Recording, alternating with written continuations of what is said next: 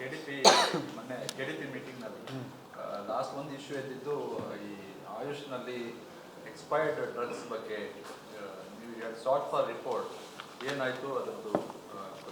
ಆಗಲೇ ರಿಪೋರ್ಟ್ ನಮ್ಮ ಕಡೆಯಿಂದ ಹೋಗಿದೆ.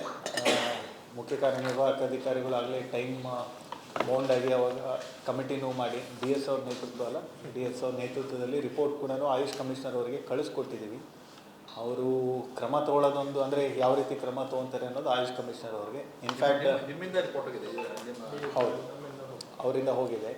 ಯಾವ ನಮ್ಮ ಅಲ್ಲಿ ಮುಚ್ಚುಮರೆ ಏನೂ ಇಲ್ಲ, ರಿಪೋರ್ಟ್ ಇದು ಮಾಡೋದಿದು ಅಂತ. ಇನ್ನೊಂದು 2 ದಿನದಲ್ಲೇ ಅದು ಬರುತ್ತೆ. ಒಂದ್ಸರಿ ನಿರ್ಧಾರ ಆಗಿಬಿಡಲಿ, ನಂತರ ಇದರಲ್ಲಿ ಮಾಡಿಸ್ಬೋದು. ಯಾವಾಗ ನಿಮ್ಮದು ಯಾವಾಗ ಆಯಿತು? ಬಹುಶಃ ಇನ್ನೊಂದು 2-3 ದಿನದಲ್ಲಿ ನಿಮಗೆ ಗೊತ್ತಾಗ್ತದೆ ಏನಿಲ್ಲ ಅಂತ. ಬೇರೆ ಈಗ ನೀವು